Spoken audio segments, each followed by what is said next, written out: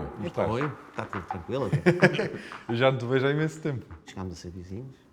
no PTEC, mas depois, a última vez que nós falamos foi no tempo do Tech for Covid, não foi? Foi a última vez que eu me a falar contigo, foi nessa altura. Sim. Por causa dos projetos, já. Ora bem, acho que tenho aqui uma pergunta para te fazer. Pá, Vamos lá, fica a ver. isso. Quais foram os primeiros passos? Quais foram os primeiros passos? Boa pergunta. Já vão lá uns aninhos, não é? Começámos com whiteboard, papel e caneta. Aliás, foi isso o primeiro passo, porque na altura era eu e o Carlos cheios de ideias. Nós começámos com um conceito quase puramente tecnológico, que na altura começámos a validar e havia interesse, e as pessoas diziam, pá, queremos, e empresas diziam, queremos, mas ao fim e ao cabo, o teres uma tecnologia tão abstrata que serve para tanta coisa, o produto ainda tem muito que ser trabalhado e muito que ser definido. Mas pronto, mas nós temos, lá está, nós não temos temos vários, mas é difícil de gerir numa fase, numa early stage para uma startup. O foco é Aliás, fundamental. a minha recomendação para o pessoal foquem-se em produto primeiro.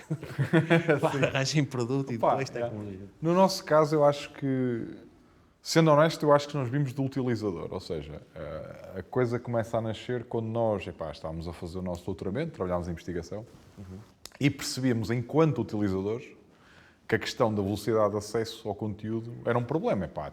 Ninguém gosta de estar à espera de 5 minutos para um vídeo Netflix arrancar, ou, sei lá, ninguém gosta daquela experiência de eu querer fazer uma Zoom call contigo e o vídeo empancar, fazer freeze, tu não conseguis ouvir, ninguém gosta disto, não é? E, portanto, nesse sentido, eu diria que nós vemos do user, não é? Da experiência do user, fomos para a tecnologia e depois fizemos, esta é a minha opinião, a parte mais difícil que ainda estamos a fazer, que é vir da tecnologia para um produto. Não é? É difícil. Sim. No nosso caso, por exemplo, o que é a nossa tecnologia? Um protocolo. Não é? O que é que nós temos hoje? Nós temos um SDK, nós temos uma solução de monitorização da experiência do utilizador, nós temos uma cloud, nós temos CDN servers. Não é? Até nós conseguirmos afinar e perceber, ok, este é o nosso cliente-alvo, não é? O que é que ele está à espera de ver? Que tipo de soluções é que ele tem hoje e como é que ele está habituado a interagir com essas soluções? Como é que eu posso pegar na minha tecnologia, transformá-lo num pacote, não é? Que ele está habituado a comprar? É muito difícil. Pelos vistos, isto é comum na parte de redes. Não, eu acho que, honestamente, a tudo o que é deep tech, ou seja, a tudo que não é... A tudo que envolve uma tecnologia inovadora de base, eu acho que é normal. Dou-te um exemplo.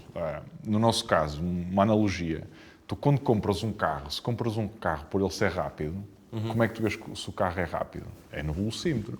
Nós demoramos algum tempo até perceber, para lá, eu tenho que ter uma solução de monitorização de experiência do utilizador, porque no final do dia o gajo não está a comprar transferências de dados mais rápidas. Como é que medes? O que ele compra é o utilizador mais feliz, é o utilizador a gastar mais dinheiro na loja dele, é o utilizador a ver mais vídeos. Não é? O utilizador que não se queixa do Exatamente, loading. é isso que ele compra. Estou a exagerar, não é? Mas no final do dia, se aquilo é com megabits, se aquilo é com um tipo qualquer a entregar os pacotes de dados à mão, para ele é indiferente. É melhor avançar. Bota. Eu ainda estou a ver aqui muitos cartões. Pois, eu também. Quais os principais desafios? Lá está, estávamos a falar de produto, não é? E por muito que eu te pinte isto num produto todo catita, todo bonito, a underlying technology é um novo protocolo. Okay? Há 3 anos atrás, eu entrei em call sem que a malta olhava para mim, este gajo é maluco. Okay? Um gajo usa a TCP, HTTP há 30 anos e este gajo agora lembrou-se que é preciso mudar. Felizmente, nos últimos anos, a awareness aumentou e a grande alavanca para isso foi o facto de surgir um protocolo concorrente ao nosso. Na verdade, não é concorrente, mas é um novo protocolo, que foi desenvolvido pela Google, Facebook e mais uns quantos. Que não faz o que o nosso faz, tem um caso de uso diferente, mas serviu para nós, quando voltamos à mesma reunião, espera lá que eu já não sou o único gajo tolo, já há mais tolos como eu, não é? Isso foi bom. Por outro lado, também significa que nós estamos a concorrer com empresas como a Cloudflare, como a Akamai, como todos os gigantes CDNs, que são empresas que faturam mais que o PIB português, não é? Portanto, dares a volta não é fácil. Isso também nos trouxe uma lição de produto, que lá está. Nós aceleramos todo o tráfego, okay? E percebemos que isso era um problema. Porquê? Porque eu chegava a um cliente e, para lá, tu aceleras todo o tráfego, incluindo o tráfego de login do utilizador, incluindo payment. Eu disse, pá, para quê? Não preciso. Então o que nós fizemos do ponto de vista do produto foi permitir ao cliente dizer, não, eu só quero usar a Codable para este tráfego específico. Ok. E, portanto, no tema da credibilidade, para ele já é muito mais fácil confiar em ti porque consegue controlar. Tipo, uso só aqui e vou ver como é que funciona.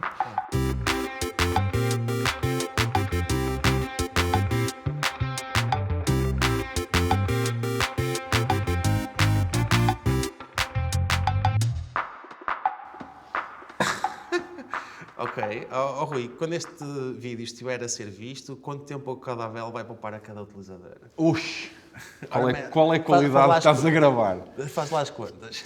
Opa, eu isso sei responder noutra linguagem, vou pôr a coisa assim. Há uma coisa muito engraçada que é, na indústria de video streaming, portanto, a malta que está a ver este vídeo, há vários estudos, todos eles até aqui há uns anos atrás indicavam que, tu tens até 2 segundos para entregar, desde que eu carrego no play, até o vídeo começar a rolar, 2 segundos, a partir dos 2 segundos o utilizador começa a ficar frustrado. Os dados do Snapchat são exatamente muito mais violentos do que isto, que é, tu tens até 2 segundos para entregar o vídeo, para arrancar. Se não o fizeres, 2 segundos para a frente, toda a gente saiu. Ou seja, ainda há questão, nós aceleramos o arranque, 35% mais rápido em média, e depois diminuímos também aquela experiência frustrante que é, sei lá, estás a ver este vídeo, e de repente, parou e fica ali, né? Fica ali o buffering e tu ficas, e agora? Estou a fazer o quê? Né?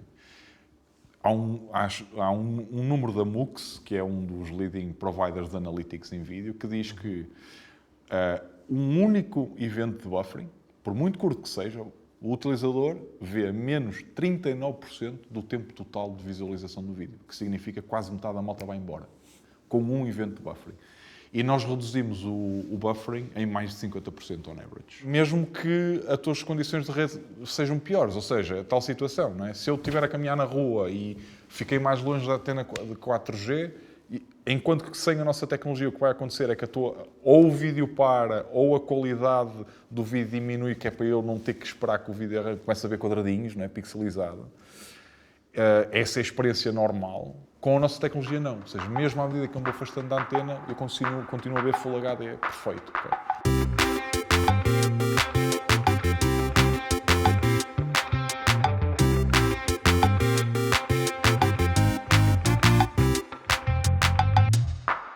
Próxima pergunta, então.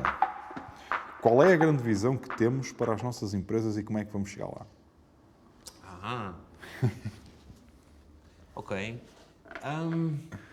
Eu vejo a App Labs como o iconezinho do canto do Wi-Fi. Tu normalmente tens um ícone para o Bluetooth, um ícone para o Wi-Fi e um ícone para o que quer que seja. Não é? Ou seja, são stacks completamente diferentes e isso é transmitido para o utilizador enquanto uma stack diferente.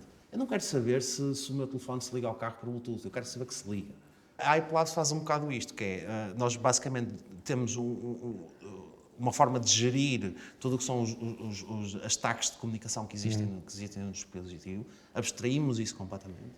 E quem está a utilizar o SDK é ignorante de qual é o transporte que está a ser usado. Ou seja, não fazes por menor ideia se aquilo está a mandar por Wi-Fi, se está a mandar por Bluetooth, o que é que está, só estás a ver os dados a chegar. Quer dizer, ter um botão que diz, estou ligado à internet ou não. Exatamente. Não, ou estou ligado àquilo ou exatamente, não. É basicamente o abstrair o como para que tu possas um bocado focar no porquê. Ou seja, não é só o caso de estás ligado à internet, mas também, por exemplo, estar ligado a um determinado dispositivo. Porque imagina eu ligar o meu telefone ao carro, é um exemplo em que a internet não tem propósito aqui, não existe, sim. Não existe uma necessidade de teres internet para fazer isto, não é? Faz sentido. Aquilo ouvir música. Como é que vamos lá chegar? Ora bem, essa é a billion dollar question, não é? Porque precisamos de ter grandes empresas on board, como Googles e Apples e coisas assim, porque esses é que são os donos do iconezinho. Não é? Eu acho que naquilo que era a visão de ter a tecnologia desta forma abstrata para toda a gente, disponível para toda a gente a gerir a conectividade deste sentido, implicaria que os sistemas operativos Também lá estivessem, que integrassem. Boa, E sou tu, eu, não é? diz lá, exatamente. Pá, qual é a nossa visão? Tentando resumir isso por uma coisa tangível, pá, nós, como ambição, o mundo pós-Codable será um mundo, ou virá a ser um mundo em que tu consegues ter acesso a conteúdo, seja ele vídeo, seja ele imagens, seja o que for, como utilizador, sempre na máxima qualidade possível e sempre instantâneo, independentemente de qual é o teu device, onde é que tu estás, qual é a tua rede e qual é o serviço que estás a tentar aceder, vais ter sempre uma experiência flawless. Pá, o caminho para lá chegar, pá, isto envolve muita coisa, não é? Começando pelo princípio, começamos pela nossa tecnologia de base, que é acelerar a entrega de conteúdo. Mas há mais coisas, como combinar isto com tecnologias peer-to-peer para não depender tanto da infraestrutura de back-end e usar as redes locais para melhorar a experiência. Epá, isto passa por... Aqui há uma grande bifurcação no nosso caminho, que é das duas uma. Ou nós conseguimos fazer isto tão rápido e a nossa ambição vai começar a se tornar a Codable a de facto solution para a content delivery, ou então, bem, aqui não é um ou exclusivo, podem acontecer as duas coisas ao mesmo tempo, que é trabalhar em conjunto com os CDN providers, a Google, a Akamai, para oferecer este serviço à comunidade ou à indústria, que neste caso é a indústria das mobile apps. Okay. Passa um bocado por aí. Só acho que sou eu agora. É exatamente. 5G é a principal tendência tecnológica na conectividade. Como vai evoluir a vossa área tecnológica? Epá, vais-me pôr a falar mal de 5G? Vais falar mal do 5G? Vou.